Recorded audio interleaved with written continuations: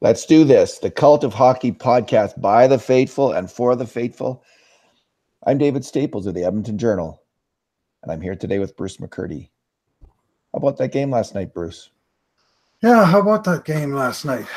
Another home loss, another disappointing night for the faithful, or what's left of their faith. But major news breaking, I guess, during and after the game when word came down that the GM has been turfed and we're apparently heading on a new direction. Interesting. So Bob Nicholson held his press conference today, and he said a lot of interesting things, and lots of buzzwords coming out of that press conference, Bruce.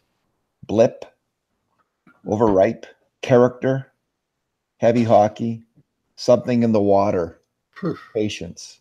So let's go through all of those buzz things, and let's start with the juiciest quote from Bob Nicholson about the something in the water. And let me just find it here because that really stuck out. This came after Rob Tyszkowski of the Journal asked a really good question, or put a really interesting fact to Chiarelli, that the Oilers in the last 10 years have had 8 coaches and 3 GMs, and now going to have a 4th.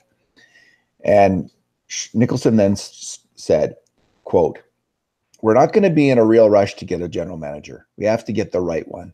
If that takes us time because we have to look at all parts of this organization, I want to emphasize again, we got some real good players. We got some real good staff. But there's something in the water here in Edmonton that we don't have right. And we got to get that figured out." Bruce, what is that something in the water? Well, I thought it was Kool-Aid powder, and I thought it was already there, but you mean people drinking the Kool-Aid, or? Yeah. Well, too many of us have been for too long, maybe. But it's kind of a bizarre statement. I'm sure the people in the City Water and Purification Department were probably not too thrilled hearing that and seeing it going out in headlines and stuff. But obviously, just a turn of phrase. But it makes you wonder if maybe they should take a step back and look at, well, what are the common denominators? What has been constant throughout these years of all these coaches and all these GMs, and what is it about this organization that has been stagnant and not changing? And that might involve a look into some of the executive offices and even all the way up to the owner, if you want to take it there. I think the something in the water between 2008 and 14 was Daryl Cates' running of the team. There was no buffer between him and hockey ops. He was running it with his buddies, his old buddies. And Kevin Lowe had been a very good GM for some time, and Craig McTavish had been a good coach. But that it was too buddy, and the owner was too involved in decisions. And they turned the page when they brought in Nicholson to have a more to have a businessman running the whole show again, to have hockey ops reporting to a businessman, to have someone between hockey ops and Cates. This was a very good idea. And I think Nicholson made a very good choice on his coach and GM at the time. He hired 2 experienced hockey people with great resumes in Chiarelli and McClellan. Turns out that Chiarelli had the wrong answer, but he had the right pedigree. He had the right experience to be successful here in Edmonton. He just had the wrong answer, and that's going to happen now and then. But so that was something in the water then. Here's what scares me, though, Bruce. Nicholson's now talking about, he sees the main issue as character. There's something about character in the dressing room. And I think that might be the something in the water right now. Yeah, no kidding. I think the something in the water might be years and years and years of people talking about character in the dressing room. Like, it's like blame the millennials here, and not understanding that the real problem, Bruce, is a lack of talent on this team. The something in the water on this team right now is that they stressed character, they stressed heavy hockey, they stressed big toughness, and they went in the exact wrong direction. They need players who can skate and pass the puck and move the puck. This team is terribly slow. You can't win with a team stacked with below average and NHL skaters and terrible days at the NHL level. That is the something in the water, is a lack of talent on the Edmonton Oilers. And for Nicholson to go on and on about character, I get it that I'm not one of the people that discount character. It is crucial in life. It is crucial in success. And I've seen it again and again in my own line of work, where people shoot themselves in the foot because of their character, because they don't know how to get along with other people, because they don't know how to work hard. I get all that. And I believe that that is a big factor. But talent is also crucial. And when we're watching a team that was put together partly for character reasons, but they can't play because they don't have talent. They can't skate and they can't make a pass. And for Nicholson not to stress that, he better look again at what he thinks the issue is, as far as I'm concerned. Maybe there is some big issues in the dressing room. I don't know. Maybe there is something really bothering Hitchcock and him. But man, you got to get better talent on this team. Well, older people have been questioning younger people's character for as long as I've been, since I was a young person myself. Well, they were ready. They've been questioning their choice of music and their haircuts and, all kinds of things like that. I'm thinking some of the backwards looking at the success of the 1980s Oilers would be at the successes by the time they built and developed that. What clearly was a character group, at least on the ice, but along the way, that's where I'm going. Along the way, there was plenty of questions raised about their character, and Sports Illustrated, as you well know, being involved to some degree in one of those stories, and there was, weak-kneed wimps. It took a while for the team to grow together, but what that team always had over and above character was talent, speed and talent. And yet you hear them always taking this culture character. Well, how many steps have Oilers taken to fix the culture around here? I'll name you 3, and I'm sure I could name you 10 if I thought about it. But I'll go with Andrew Ference, Dallas Aikens, and Milan Lucic, all brought in to address the culture in the room. Now, how did those acquisitions work out for the Oilers, David? Didn't Pat Quinn talk about the need for crust or toast or something, and then McTavish talked the need for gumption or Tambellini talked about the needs for poise, and there's always some stupid buzzword. And again, these things really are important, but you got to have talent. You got to be able to play hockey. And I just think this is the something in the water right now, Bruce. Man, he is focused on the wrong thing. Now, I'm not saying if there's a few grumpy players who can't play and are causing trouble in the dressing room, I have no idea what this act. But if they think the problem is that Jesse Puljujärvi's too immature, that's ridiculous. At least that guy has some talent. They got to bring it out of him. But they got to bring in more players who can move the puck. They got to bring in more players who can skate. This is just, and the Oilers of the 80s, they didn't have character. They had attitude. They had arrogance. That's true. Yes, their character was arrogance. And it was coming out of Glenn Sather. Yep. And these weren't good boys, and these weren't upstanding pillars of the community at the time. They weren't horrible people in any way, but they were unbelievably skilled hockey players, who brought it to the ice with fast skating, unbelievable passing and shooting. And that's what the Oilers have to bring in, some more players who can play the damn game and drop this character nonsense. It's not nonsense, but just, it's not number one on your list, man. It's not number one. It is not number one on your list. You got to get some players who can skate and pass and score. Yeah. And if you think Jesse Puljujärvi is immature, well, guess what? That's what your farm system is for.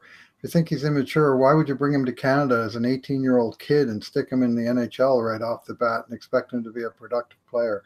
There's other ways to go about it. Now, thankfully, Bob Nicholson did talk about some of these things when he talked about slow cooking some of the talent that's on the vine, and maybe that's later on down our list here. But it did come up. But I have to admit that the culture character comments were the ones that stuck in my craw right off the hop in watching that. And usually that doesn't bother you or I too much. It bothers some people a lot. Well, but it's getting under our skin right now. It's bugged me for quite a while. Talent. It's about talent. got the talent, developed the character. You know, Ben Sather, to his eternal credit, maybe it was because he was a younger man himself when he was a coach just out of the playing ranks, but he let boys be boys, and at the same time, he gave them some responsibilities in the community. As I recall it, he insisted that each player on the team take up some community cause, whether it be the Christmas Bureau, like Kevin Lowe did so ably for so many years, or what have you. They all had sort of one sort of anchor within the community, but otherwise they were given plenty of freedom until they utterly screwed up. When they won, they could do what they wanted. When they lost, well, then there might be a price they had to pay, to borrow Peter Shirley's vernacular for a second. Shirley. Yeah. I mean, here's the thing. He made a fundamental miscalculation. He built the Maginot Line when he needed to bring in Tiger tanks. You know, he was fighting yesterday's war in today's battlefield, and he applied what was working in the NHL, had worked for about 4 or 5 years, and he just thought that's going to continue to work forever. And he built this big, heavy hockey team, and Nicholson addressed that correctly, saying, you know, Shirley wanted to make this a tough barn to come into and a scary team to play. And I can see when you're facing Anaheim, St. Louis, and LA that was a mighty attractive proposition. I certainly bought into it myself, as did most fans. Well, vast majority of fans at the time bought into that, but it was the wrong prescription, and time to move on from that. But to go to it seems like they're doubling down on it. Like, anyway. Well, I got into it to the degree that I've been watching the Oilers get pushed around in those buildings that you talked about for years. And for sure, they'd gone too far one way. At one point, the Oilers had 3 skilled right wingers in Jordan Eberle, Ales Shemsky, and Nail Yakupov, who all weighed 184 pounds. And then they had literally, and the fourth guy, whoever was the fourth line right wing, might be Leonard Petrel or Ben Eager or Darcy Hordachuk or some, you know, huge guy. But he got 5 minutes ice time a game. And their top 9 forwards, at one point that I did a review on it, they didn't have one of their top 9 forwards who was the NHL average weight. And I think they had one of their top 4 defensemen it was at that time. And so obviously that had to be addressed, but I think it just went way too far in the other direction, where almost all of the guys that were acquired, with 1 or 2 exceptions, Andre Sekera, 1 or 2 exceptions, but most of them were like 6'2", 6'3", 6'4", behemoths. And even as that temporarily, when everybody was healthy for a season, everything was fine. But anytime, they've never had the depth that they could survive any kind of injuries. And even this year, though, like the one main injury to Oscar Klefbom, and you could argue also Sekera. Well, and that was a cascade. That was cascade of hurt. They just don't have the depth to fill in, and that is a lack of talent. You can bring in all the Brandon Mannings that you want, but that's not going to address the lack of talent. I'm sorry. So let's talk a little. I did like some things that he said. I didn't like that part of it in particular, but I did like some of the things that he said, that Nicholson said, and I think first of all, I've liked the patience that he showed with both McClellan and Shirley, and I think that since he's taken over, there's been, you know, he did move out the he came in 2014, Nicholson. So he was there when 2015. 2014. Right. He got promoted right after the McDavid, but he was already inside the organization. Right. Yeah. Anyway, so but his time starts with Shirley and McClellan, really. They're his first hires, and he waited them out. He gave them both, I think, adequate time to prove themselves. Both the coach and the GM were fired at the right moments at the right time. And I know a lot of people would have fired either one of them, particularly Shirley, before them, but I think he did it at the right time, because stability is important in an organization. You have to be sure you're making the right call, that this guy is a failure. And well, we certainly had information of that at the end. I also like his patient approach that he's taken right now in hiring. He's not immediately appointing Keith Gretzky. He's making him the interim guy. And he says he's going to have a wide search. He's going to go within the organization financiers, and he's going to have a patient search for the right GM for today's player. And that sounded really good to me, Bruce. I think they need a full job search, not just pick the fancy name that comes up. Like a lot of people for the new coach are thinking Joel Quenneville, and maybe that is the right guy, but maybe it isn't. Like, I don't know. And for the coach and for the GM, I have no idea. Like, you hear like every hockey guy and every hockey writer is now throwing out the name of their best friend GM. Steve Ron Yzerman. Hextall, Steve Yzerman. Again, Yzerman, maybe that is the right guy. Good luck with that. I doubt he would come here, and I wonder about Quenneville. But this team still does have Connor McDavid and Leon Draisaitl. It's not exactly an unattractive. It's got this beautiful new building. It's got a rabid hockey market, too rabid perhaps, but they should be able to get a really good person to come here. And I like the fact that there's a hockey guy, there's a businessman in charge of making that decision, and he's going to go through the right steps and make it. I have confidence in Nicholson to do that. He's been very methodical, it seems to me, in everything he's done, including the firing of the coach in the gym, which some people didn't like. But I think he's going to be methodical in hiring, and I like that. I'd argue that he wasn't that methodical when he hired Peter Chiarelli. I mean, Bob Nicholson was promoted to CEO on Monday. The McDavid lottery was won on Saturday, April 18th. Nicholson assumed CEO's chair on Monday, the 20th. By Friday, he'd hired Peter Chiarelli a few days after Chiarelli had been fired from Boston. And the sense that I remember having at the time was that there wasn't really an in-depth search, that a qualified candidate come available and they grabbed him, rather than pursuing spin you can put on the Patience when it came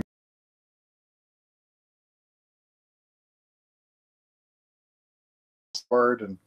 And so whoever the new guy is, he's starting with one hand tied behind his back in terms of his flexibility and maneuverability under the cap structure is very limited. Yeah, that's a good point about the Chiarelli hiring. I think the guy certainly had the experience, and I think he was probably preaching the right thing that everyone in Edmonton was wanting to hear, and thinking was true, that this team needed to get bigger and tougher to compete. At the same time, you're right. I don't know that there was an extended interviewing process where they talked to 5-10 different candidates to get their take on the assessment of the organization, what's right with it, what's wrong with it. This is the interesting thing when they go through this process, which it sounds like they will for both GM and coach, one would hope, is that, they can actually get some critique, outside opinion of the organization from the 5 to 10 guys who might want this job and the 5 to 10 people who might want the coach's job. And that's got to be very useful to get, they're going to sugarcoat it a little bit because they want to get hired, but they have to tell the truth. They've got to present how are they going to come in and fix this organization. Right. Absolutely. Man, you're right. And I don't think they did that. Maybe they would have heard something else at the time when they hired Chiarelli. Maybe they would have heard someone saying, this heavy hockey thing, its day is come and gone. You need to be tough, and we will be tough for sure. But what we really need is this is going to be a speed game. Maybe they would have heard that from someone. I don't know. So that's a good point that you made there, Bruce. He also talked about the most overused, one of the most after character and grit is overripe. And even Detroit, the masters of overripe, have been rushing players to the NHL. It seems when teams are stacked with really good veteran players, they have the luxury of not being rushing young players to the NHL. But maybe there is this team out there who does it right. I don't know. Maybe Nashville or some team puts all its players in the minors for the right amount of time. Anyway, Nicholson went back to that, and there seemed to be a suggestion possibly that there was a disconnect between him and Chiarelli on this. And Kyler Yamamoto is now in the minors, perhaps just for the AHL. As of today, yeah. It'll be interesting to see what happens with Puljujarvi, because Hitchcock has made it clear he wants to develop this player at the NHL level. And I'm not convinced that isn't the right decision. I think it may well be, because I think Puljujarvi holds his own at this level and is coming on. I see things in his game personally that I like. And I think that if they can, last night, I swear, Bruce, Puljujärvi had a different line every Yeah, I time he know. stepped on the ice. Every single time he stepped on the ice, he was out with different players. It was preposterous. This line of Nugent Hopkins, Kyra, and Puljujärvi, I don't know if Hitch is going to change the way he does things, but man, just stick with that line, and I think you can develop Puljujärvi. But anyway, to get back to the overripe thing, it sounds like Jones. Maybe this is Jones being sent down, Yamamoto being sent down. This is the idea. Um, I'm not against it, but I'm not against players who can play in the NHL can play in the NHL. I think Jones can be on your third pairing right now, and I think Puljujärvi can be on your third or second line and hold his own and do well. So, what's your take?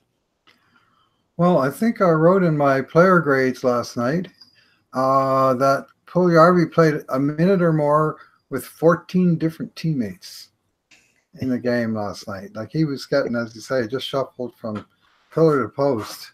He started the game on the McDavid line, and Yamamoto came out and had 2 hits, and that put him up onto the McDavid line. And from there, everything just changed. McDavid had 6 different wingers in the game last night, and only really started clicking when they moved Leon back up to his line, which some people will say that's bad on Leon for not producing without McDavid, and yet you could make the same argument the other way.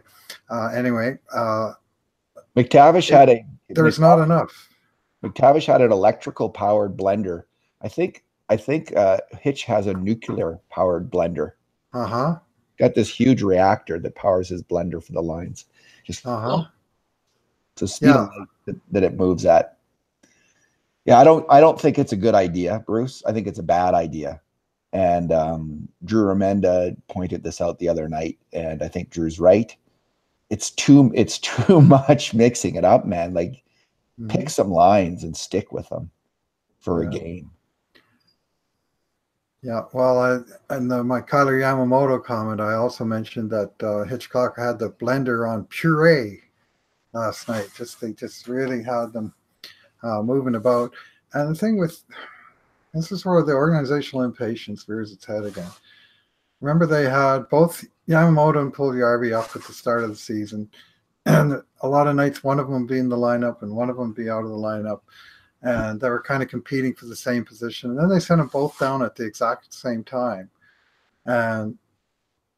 but Puljujärvi was only down there for like 4 games, and then Hitchcock got hired and basically called him right up.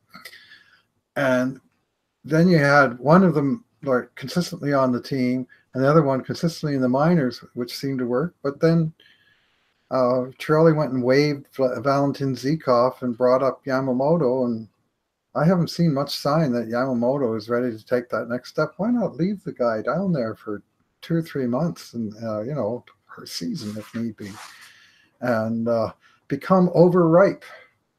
I mean, I don't know. The ripest thing about that the comment itself is pretty ripe, if you ask me.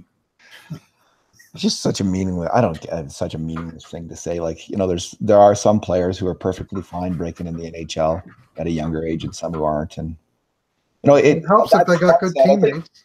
Like Caleb Jones, obviously, really benefited from a full year undisturbed playing in the AHL last year, and started out this year. But he's been there a year and a half. I think he's ready to play third pairing. The problem with the Oilers, of course, is they thrust him into the top pairing or the second pairing, and he gets in over his head. But I'm okay with Caleb Jones being on your third pairing. I'm okay with Jesse Puljujärvi being on your second or third line and second power play. If they can handle it, and I think they can. Yamamoto, I'm not. They seem to love Yamamoto. I can see moments where I really like his play, but he looks to me like a player who could really benefit from being in the AHL. So, I mean, at the same time, I'm the guy who really wants a faster team, and the only way they're going to get a faster team this year, Bruce, is by calling up guys from the AHL and going with the kid line. And I don't mind as long as if you bring them up, if you use them consistently on the same line in the same role in a place where they're not in over their heads, and if they can prove they're not over their heads, I'm good with that. I think that can work. So I guess I have mixed feelings about this the whole concept and development of players. I just think the problem is thrusting players into roles that they're not qualified for. And that means Justin Schultz in a top pairing role, means Caleb Jones in the same. Means the Whereas if first line of new third pairing, it would have been fine. If Caleb Jones is third pairing, it's fine. it means the first line of Nugent Hopkins with Hall and Eberle when they're all 20 years old. Or it means a first line of Gagne with Cogliano and Nilsson when they're all 20 years old. I'm exaggerating, but not by much. Like they do tend to thrust their talented guys into a top or certainly second top, top six, top four role on forward or defense. And the amount of time to sort of develop into that has been minimal. And the problem is that those guys are usually among the best guys available because they have never had the depth. Like the thing with a team like Nashville is they can bring in a good player, and work him in on the fourth and third line because their top two lines and their top two pairings are set. And if a guy gets hurt for a while and they have to promote somebody into that line, well, guess what? He's playing with two other very good players. He's not, one guy trying to carry two subpar line mates. It's, one young guy maybe trying to fill in and playing with two guys who more than carry their weight. Well, that's a good scenario for a young player, but it's just not something that's readily available here in Edmonton and has not been for over a decade. Yeah, they have no, I can see why they put Caleb Jones in the tough minutes because they had no one else who could possibly handle it. So, I mean, you give it a try. You roll the dice, you see how it works. Mm-hmm. All righty. Anything else, Bruce, that comes out of that? So Keith Gretzky is the interim. He's the interim one of the Gretzky family. And, when you look at his draft record and the 3 Boston drafts that he had and the 2 Oilers drafts that he's done some really good work running the amateur draft. Although the weird thing about guys who do a good job of running the amateur draft is it doesn't always last. I find that I think that's a really hard job with a high burnout. And a lot of them, like David Conte in New Jersey or whoever the guy was in Detroit, they have like 5, 6, 7 years, a great run. Mm-hmm. And then they can't do it anymore because it's just too much. It's too much damn work. It just takes an intensity, a level of work and sacrifice to rate all these players, to watch them all. And I think they fall off. So just because Gretzky's done well at that, I hate to be a negative Nelly on this, but I've seen it. Barry Fraser, I was just going to say, he says hi from his villa in Mexico. Yeah, exactly. It's like he was the worst. He went from the single best draft wizard of all time to one of the worst drafters for the next 15 years. Mm-hmm. And at least he had a good run. Some guys never do. Yeah, well. But so I'm not even with Gretzky's draft record. You think, oh, can he actually keep that up? Or because I think that's a real young man's game. But maybe he's got it. Maybe what we've seen is he does have a good eye for talent. If he's a strong negotiator, if he knows how to negotiate, something Chiarelli never knew how to do very well. One of the world's worst for a GM in that role, just constantly giving away too much and getting back too little. If Gretzky can do that, maybe he is in the running. What do you think of him? Well, here's the bugaboo: having an eye for talent and having an eye for pro talent. 2 different things. And the Oilers' professional scouting, let's just call it the professional acquisition department, has been pretty woeful for a long time. And I mean, there's rumors out there, and who knows what's real and what's just made up speculation of Gretzky having a big say in the trades for Petrovich and Manning. Well, that's a X mark on his resume, if so. But I mean, we don't know if so, but somebody does, because the whole idea of going out and bringing in proven pros is they're supposed to fill a hole and actually cover off a need. And those guys, I mean, anybody the Oilers brought in this year, from Spooner to Weidman to Manning to Petrovich to Zykov, and we're still waiting for Colby Cave to make any sort of an impact. I mean, those are the guys they brought in this year.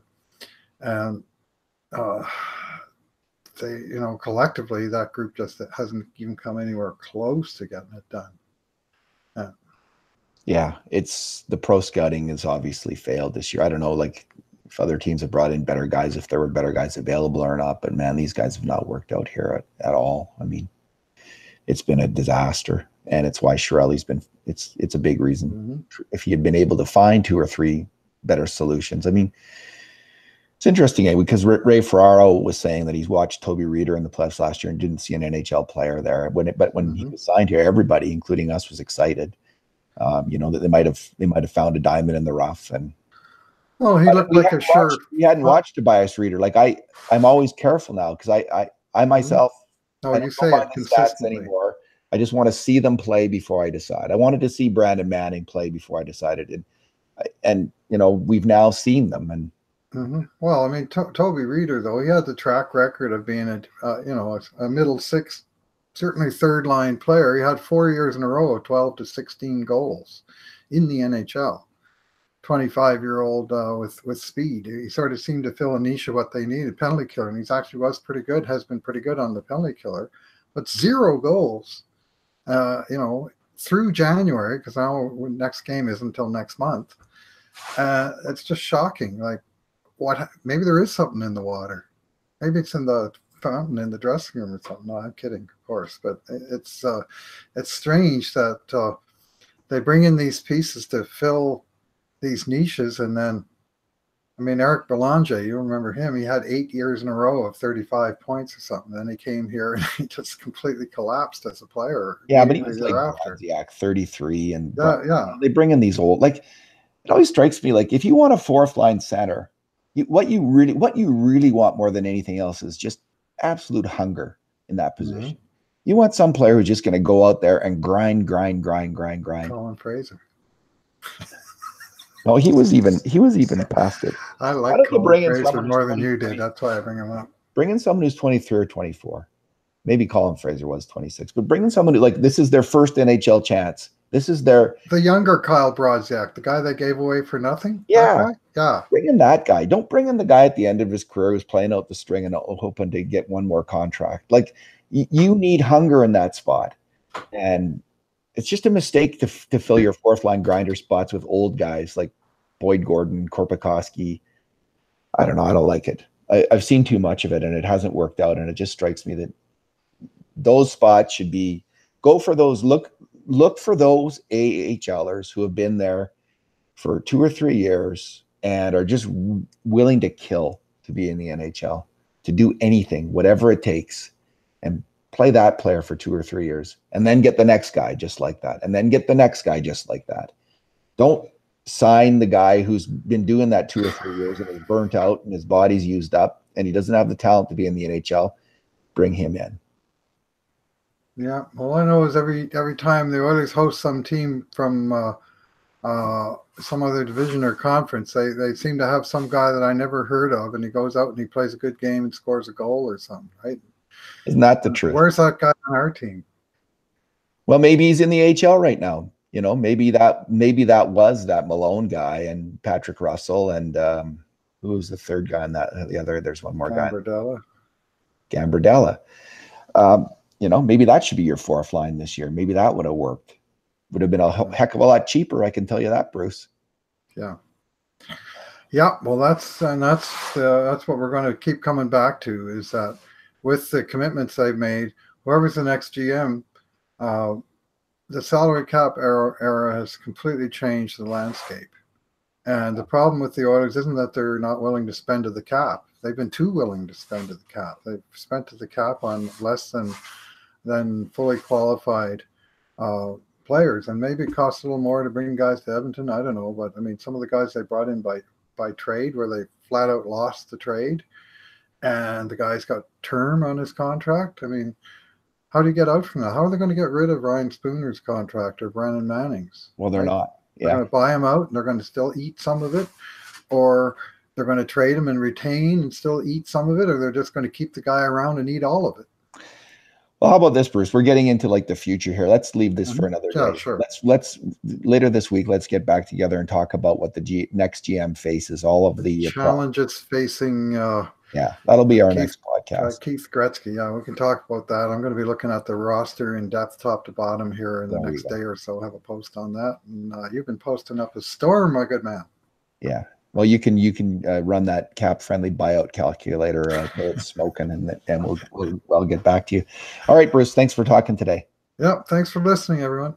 And in the meantime, and in between times, this has been another edition of the Cult of Hockey podcast.